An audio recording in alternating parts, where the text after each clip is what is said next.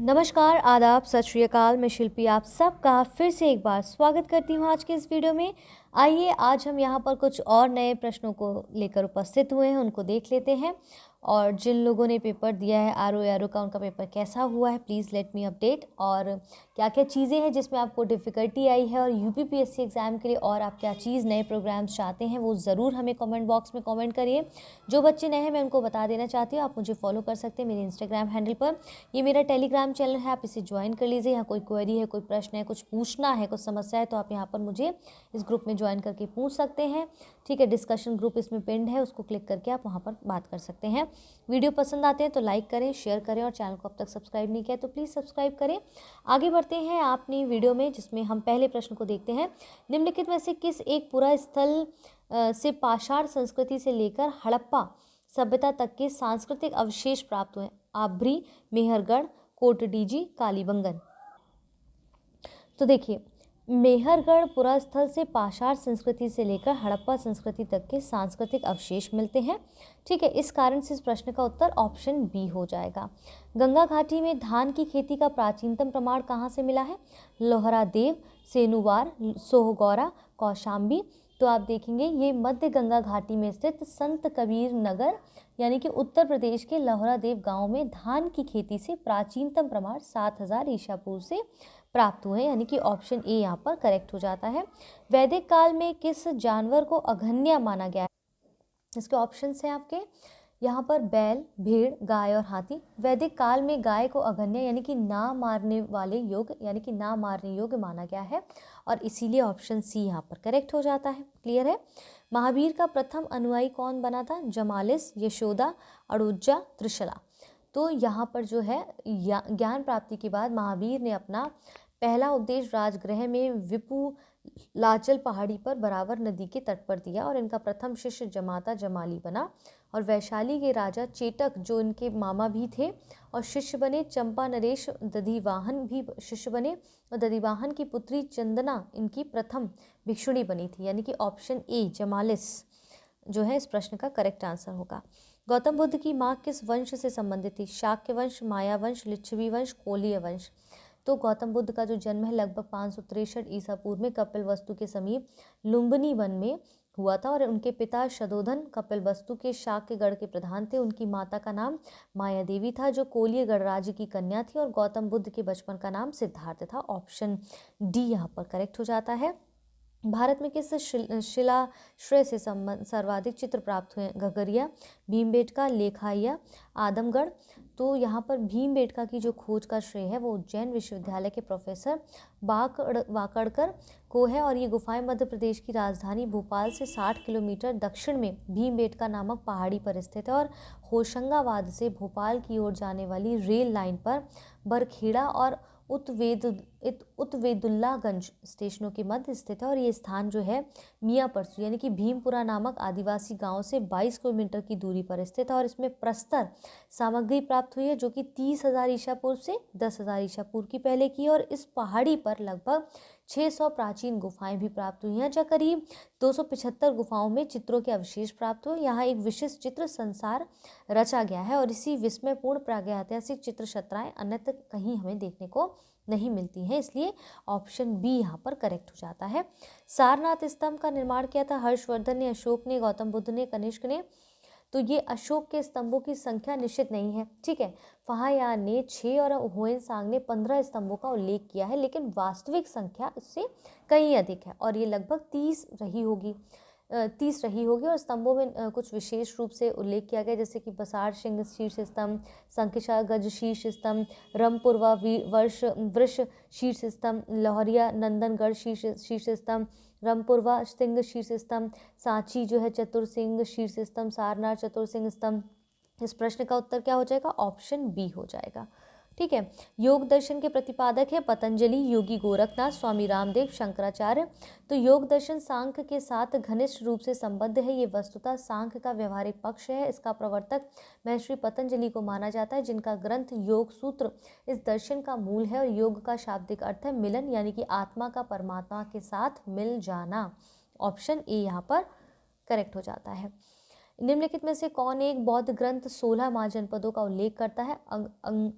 अंगुत्तर निकाय, मज्जीय निकाय और खुद्दक निकाय और दीघ निकाय। तो गौतम बुद्ध ग्रंथ जो बौद्ध ग्रंथ है वो अंगुत्तर निकाय से ज्ञात होता है कि महात्मा बुद्ध के उदय के पूर्व कुछ पूर्व ही समस्त उत्तरी भारत से 16 बड़े राज्यों में विभाजित था और इन्हें 16 महाजनपद यानी कि षोडश महाजनपद कहा गया है।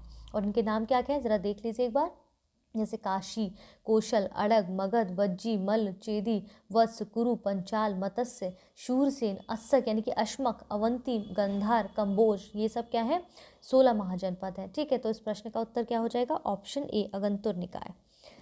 इसके बाद उस पाल शासक का नाम बताइए जिसने विक्रमाशील विश्वविद्यालय स्थापित किया। धर्मपाल, देवपाल, रामपाल, गोपाल। तो यहाँ पर आप देखेंगे पाल वंश का शासक जो धर्मपाल एक उत्साही बौद्ध था। उसके लेखकों में उसे परम सौगात कहा गया है। उसने विक्रमाशिला और सोमपुरी में प्रसिद्ध विहारों की स्थापना की। उसकी राज्यसभा में प्रसिद्ध बौद्ध लेखक हरिभद्र निवास करते थे। इसलिए इस प्रश्न का उत्तर जो है वो ऑप्शन ए है। ठीक है, इसके बाद मोहम्मद गोरी ने जयचंद को किस युद्ध में पराजित किया था। तराइन का युद्ध। तराइन का युद्ध इसको सही से समझिए, मेरे ख्याल से कुछ उसमें ऑप्शन में दिक्कत है। देखिए, तराइन का युद्ध 1191, तराइन का युद्ध 1192, चंदावर का युद्ध 1194, कन्नौज का युद्ध 1194। अब देखिए, मोहम्मद गोरी ने जयचंद को किस युद्ध में पराजित किया। तो पृथ्वीराज चौहान को जीतने के बाद 1194 ईस्वी में मोहम्मद गोरी ने जयचंद्र के राज्य पर भी आक्रमण किया और दोनों की मुठभेड़ चंदावर के मैदान में हुई, जहां कुतुबुद्दीन के नेतृत्व में 50,000 सैनिकों का जयचंद्र की विशाल सेना से सामना हुआ और दुर्भाग्यवश हाथी पर सवार जयचंद्र की आंखों में एक तीर लग जाने से वह वहां पर गिर पड़ा और वहीं पर उसकी मृत्यु हो गई और सेना में भगदड़ मच गई और मुसलमानों की विजय हो गई। इसलिए ऑप्शन सी चंदावर का जो युद्ध था 1194 यहाँ पर वो करेक्ट हो जाता है। किस मध्यकालीन भारतीय शासक ने पट्टा और कबूलियत की व्यवस्था प्रारंभ की थी। अलाउद्दीन खिलजी, मोहम्मद बिन तुगलक, शेरशाह, अकबर ने।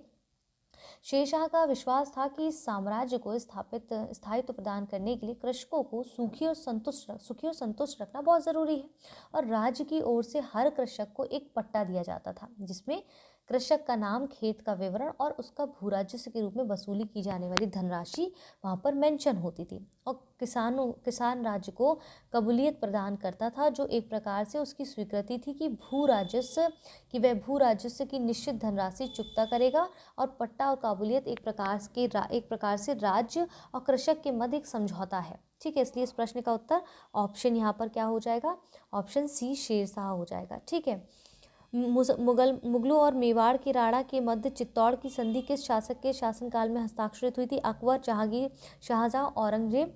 तो आप देखेंगे कि ऑप्शन बी यहाँ पर करेक्ट होगा, लेकिन समझिए इस प्रश्न का उत्तर क्या होगा।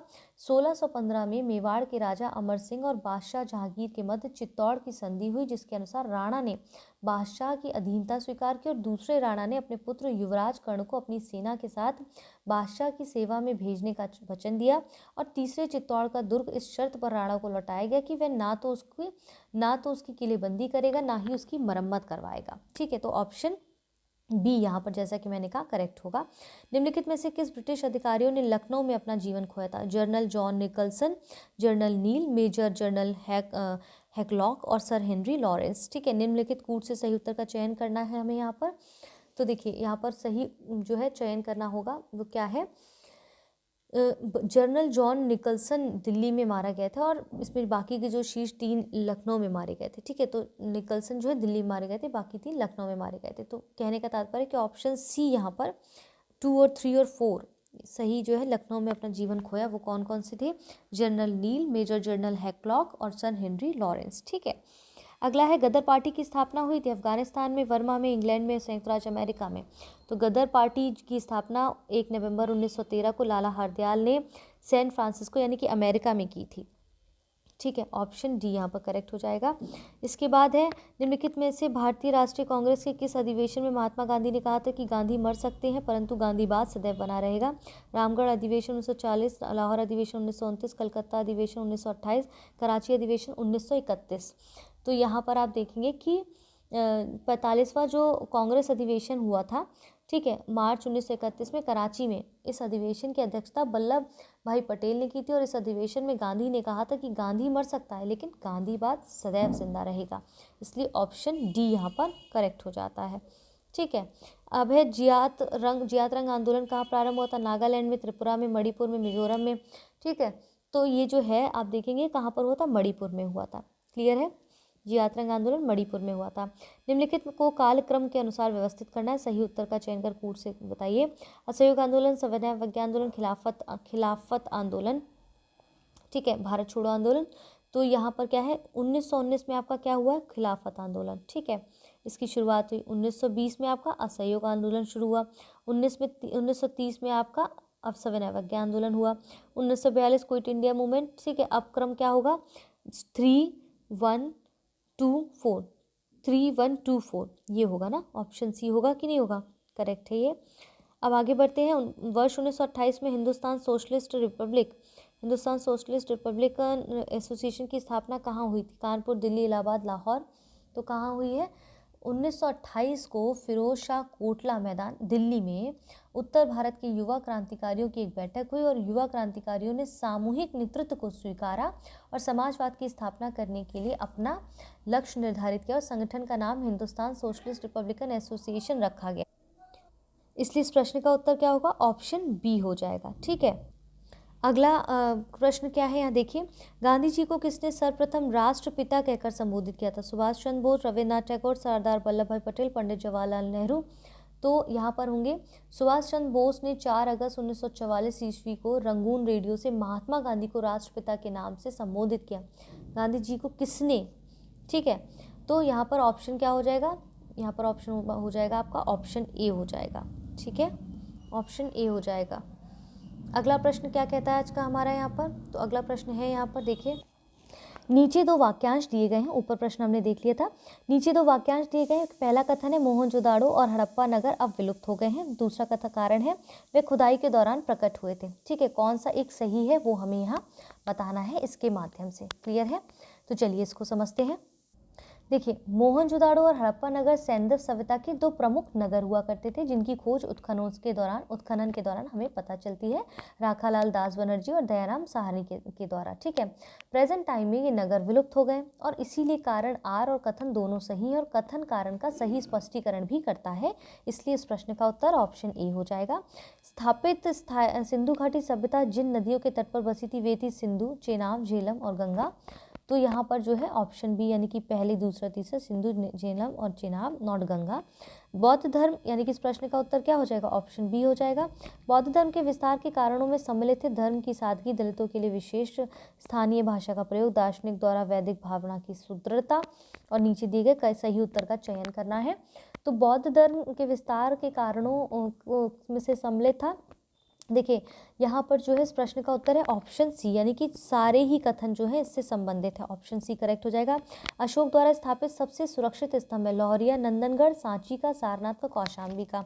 ठीक है, बिहार देखेंगे, बिहार राज्य के चंपारण जिले में लोहरिया नामक गांव से अशोककालीन स्तंभ मिला है जिस पर आप देखेंगे उद्दंड स्थिति में बैठा हुआ सिंह है। ये दाना चुगते हुए हंसों वाली चौकी के सामने जो है मुंह किए तने हुए पीठ से बैठे स्तंभ सबसे सुरक्षित है। इसलिए ऑप्शन ए लोहरिया, नंदनगढ़। ठीक है, ऑप्शन ए करेक्ट है। पुराणों की कुल संख्या है 12, 16, 18 और 20। तो पुराण का शाब्दिक अर्थ क्या होता है? प्राचीन आख्यान होता है, यानी कि स्टार्टिंग में शब्द का प्रयोग इसी अर्थ में मिलता है। मुख्य पुराण संख्या में 18 है। इनके नाम कुछ इस प्रकार से मत्स्य पुराण, मार्कंडेय पुराण, भविष्य पुराण, भागवत पुराण, ब्राह्मण पुराण, वैवर्त पुराण, ठीक है, ब्राह्मण पुराण, वामन पुराण, बारा पुराण, विष्णु पुराण, वायु पुराण, अग्नि पुराण, नारद पुराण, पद्म पुराण, करुण पुराण, स्कंद पुराण और कूर्म पुराण। बस देखिए, ये ज़रूरी नहीं है, बस एक बार आया है सामने तो थोड़ा सा कानों से या नज़र से हमारे गुजरना चाहिए, है ना। तो ऑप्शन सी यहाँ पर करेक्ट हो जाएगा। पुराणों के अनुसार चंद्रवंशीय शासकों का मूल स्थान था काशी, अयोध्या, प्रतिष्ठापुर और श्रावस्ती। तो देखेंगे, भारत के प्राचीन इतिहास में जिस प्रकार अयोध्या का सूर्य वंश अत्यंत प्रसिद्ध है वैसे ही चंद्र या एल वंश भी है। इस वंश का संस्थापक जो है पुरुरवा एल था और चंद्रवंश की राजधानी प्रतिष्ठान नगरी थी जिसके भग्नावशेष प्रयाग में झूसी के समीप विद्यमान था, यानी कि ऑप्शन सी यहाँ पर प्रतिष्ठापुर करेक्ट हो जाएगा। ठीक है, निम्नलिखित स्थानों में से किस एक में राष्ट्रकूटों द्वारा एलोरा पहाड़ियों में निर्मित गुफा मंदिर स्थित है? औरंगाबाद, नासिक, ग्वालियर, गोलकुंडा। तो महाराष्ट्र प्रांत के औरंगाबाद जिले में स्थित एलोरा नामक स्थान अपने गुहा मंदिर के लिए बहुत प्रसिद्ध है। और एलोरा के 17 गुहा मंदिर प्राप्त होते हैं, जिनमें से अधिकतर राष्ट्रकूट शासकों के समय में बने थे। इनमें कैलाश मंदिर सबसे ज़्यादा प्रसिद्ध है, यानी कि ऑप्शन ए यहाँ पर औरंगाबाद महाराष्ट्र करेक्ट हो जाएगा। उज्जैन का प्राचीन काल में क्या नाम था? तक्षशिला, अवंतिका, इंद्रप्रस्थ, उपरोक्त में से कोई नहीं। तो उज्जैनी प्राचीन मालवा क्षेत्र में स्थित अवंती राज्य की राजधानी थी, और संस्कृत साहित्य में इस नगर को कुछ अन्य नाम से, जैसे विशाला, भोगवती, हिरण्यवती, पद्मावती आदि भी नाम से जानते थे। तो अवंतिका जो है राज्य की राजधानी के नाम से इसको जाना जाता था। क्लियर है। अगला प्रश्न है, निम्नलिखित मुगल बादशाहों में किस एक का 2 बार सिंहासन रोहण था? अकबर का, जहांगीर का, शाहजहां का, औरंगजेब का। तो देखेंगे यहाँ पर क्या है कि मुगल बादशाह जो थे औरंगजेब, इसका जो है 2 बार राज्याभिषेक हुआ था, और उनका पहला राज्याभिषेक दिल्ली में 31 जुलाई 1658 ईस्वी को, और दूसरा राज्याभिषेक भी दिल्ली में ही 15 जून 1669 ईस्वी को हुआ था। और अब्दुल मुजफ्फर मुहिद्दीन मोहम्मद औरंगजेब बहादुर आलमगीर बादशाह गाजी की उपाधि धारण की, और वह मुगल साम्राज्य की गद्दी पर आसीन हुआ था। ठीक है, ऑप्शन डी जो है यहाँ पर करेक्ट हो जाएगा। क्लियर है। पत्थर पर प्राचीनतम शिलालेख किस भाषा में थे? पाली, संस्कृत, प्राकृत और ब्राह्मी। तो यहाँ पर क्या है कि भारत के प्राचीनतम अभिलेख जिनकी वाचना हो चुकी थी मौर्य काल के हैं। इनमें प्राचीनतम सोहगौरा ताम्रलेख है जो गोरखपुर से मिला है, और बोगरा यानी कि बंगाल से पहला महास्थान अभिलेख है। इसकी भाषा प्राकृत और लिपि ब्राह्मी है, इसलिए प्राकृत भाषा करेक्ट आंसर होगा। निम्न शासकों में से किस एक के समय में उपनिषदों का फारसी में रूपांतरण किया गया था? औरंगजेब के समय में, शाहजहां के समय में, जहांगीर के समय में, अकबर के समय में। तो यहाँ पर किया गया था किसके समय में? आप देख रहे हैं कि शाहजहां के शासनकाल में उसके पुत्र के द्वारा शिकोह ने उपनिषद, भगवत गीता और योग विशिष्ट का अनुवाद फारसी में कराया था। ठीक है, ऑप्शन बी यहाँ पर करेक्ट हो जाता है। अगला प्रश्न है, कोई व्यक्ति किसी व्यक्ति से उसका धर्म, संप्रदाय या जाति न पूछे, ये कथन किसने कहा था? कबीर का, रामानंद का, रामानुज का, चैतन्य का। तो ये जो है उत्तर भारत में भक्ति आंदोलन के पहले प्रवर्तक रामानंद थे, जिनका जन्म 1299 ईस्वी के लगभग प्रयाग के कान्यकुब्ज ब्राह्मण परिवार में हुआ था। प्रयाग या वाराणसी में शिक्षा प्राप्त थी। जाति पाति और बाह्य आडंबरों का विरोध करते हुए उन्होंने सभी जातियों के लोगों को अपना उपदेश दिया था, इसलिए ऑप्शन बी यहाँ पर करेक्ट हो जाता है। ठीक है, रामानंद का। निम्नलिखित नेताओं में से कौन एक स्वदेशी के समर्थक थे? अरविंद घोष, फिरोज शाह मेहता, दादा भाई नौरोजी, सुभाष चंद्र बोस। तो यहाँ पर आप देखेंगे कि निम्नलिखित नेताओं में कौन एक स्वदेशी के समर्थक थे? तो हम यहाँ पर क्या 1905 में आप देखते हैं कि लॉर्ड कर्जन के समय में हुए बंगाल विभाजन, यानी कि 1905 से 1908 के प्रमुख नेता अरविंद घोष थे, और अन्य नेता बाल गंगाधर तिलक, लाला लाजपत राय और बिपिन चंद्र पाल थे। ठीक है, तो देखिए अरविंद घोष, फिरोज शाह मेहता, दादा भाई नौरोजी, सुभाष चंद्र बोस। 1905 में लॉर्ड कर्जन के समय में आप देखेंगे बंगाल विभाजन 1905 से 1908 के बीच में हुआ था, जिसके प्रमुख नेता थे अरविंद घोष, और अन्य नेता में बाल गंगाधर तिलक, लाला लाजपत राय, बिपिन चंद्रपाल थे, इसलिए इस प्रश्न का उत्तर ऑप्शन ए हो जाता है। क्लियर है। सूची 1 को सूची 2 से सुमेलित करना है और सही उत्तर का चयन करना है। घटना एक तरफ, दूसरी ओर वर्ष दिए गए हैं। जैसे असहयोग आंदोलन 1920 से संबंधित है। ठीक है, सविनय अवज्ञा आंदोलन का समय काल क्या है? 1930 में हुआ था। कांग्रेस मंत्रिमंडल का गठन जो है 1937। भारत छोड़ो आंदोलन 1947। ठीक है, इस प्रश्न का उत्तर क्या हो जाएगा? ऑप्शन बी हो जाएगा। क्लियर है। चलिए आगे बढ़ते हैं। निम्न आंदोलन में से किस एक के साथ अरुणा आसफ अली का संबंध भूमिगत कार्यकलापों के महिला संगठनकर्ता के रूप में था? सविनय अवज्ञा आंदोलन, असहयोग आंदोलन, भारत छोड़ो आंदोलन, स्वदेशी आंदोलन। तो यहाँ पर आप देखेंगे कि इस प्रश्न का उत्तर है ऑप्शन सी। ठीक है, निम्नलिखित में से किस एक ने सुभाष चंद्र बोस को देश नायक कहा था? देश का नायक कहा था। ठीक है, महात्मा गांधी, राम मनोहर लोहिया, रविन्द्रनाथ टैगोर, सरदार वल्लभ भाई पटेल। तो सुभाष चंद्र बोस को रविन्द्रनाथ टैगोर ने देश का नायक कहा था, और महात्मा गांधी ने देशभक्तों का राजकुमार कहा था, इसलिए इस प्रश्न का उत्तर क्या हो जाएगा? ऑप्शन सी हो जाएगा। ठीक है, इसके बाद है निम्नलिखित में से किस एक ने भारतीय राष्ट्रीय कांग्रेस के उस अधिवेशन की अध्यक्षता की जिसमें पूर्ण स्वराज का प्रस्ताव पारित हुआ था? दादा भाई नौरोजी, जवाहरलाल नेहरू, लाला लाजपत राय, सुरेंद्रनाथ बनर्जी। तो इस प्रश्न का उत्तर होगा ऑप्शन बी। क्यों? कांग्रेस का जो 44वां वार्षिक सम्मेलन है ना, वो 1929 में रावी नदी के किनारे हुआ था। इस अधिवेशन की अध्यक्षता पंडित जवाहरलाल नेहरू ने किया था, और जिसमें पूर्ण स्वराज का प्रस्ताव पारित किया गया था, और 26 जनवरी को स्वतंत्रता दिवस बनाने का निर्णय भी यहाँ पर किया गया था, इसलिए ऑप्शन बी यहाँ पर करेक्ट हो जाता है। ठीक है, सूची 1 को सूची 2 से सुमेलित करिए। अधिनियम और अधिकांशता आधारित उन पर यहाँ पर हमें देखना है, जैसे कि इंडियन काउंसिल एक्ट 1909 तो ये किससे संबंधित है? मार्ले मिंटो सुधार से संबंधित है। ठीक है, मार्ले मिंटो सुधार से संबंधित है। भारत सरकार अधिनियम 1919 तो मॉन्टेग्यू चेम्सफोर्ड सुधार पर संबंधित है ये। क्लियर है। भारत सरकार अधिनियम 1935 ये साइमन कमीशन रिपोर्ट से संबंधित है। 1947 का माउंटबेटन प्लान पर संबंधित है। इस प्रश्न का उत्तर अगर आप देखेंगे सही से तो ऑप्शन बी होगा। होगा कि नहीं होगा बताइए? ऐसे प्रश्न आने की बहुत बहुत संभावनाएं हैं। प्लीज़ ऐसे क्वेश्चंस को ध्यान से देखिए। रिपीटेड तरीके से पूछे गए हैं तो बार बार अगर आते हैं तो उससे इरिटेट नहीं होना है, उसको समझने का प्रयास करना है। ठीक है।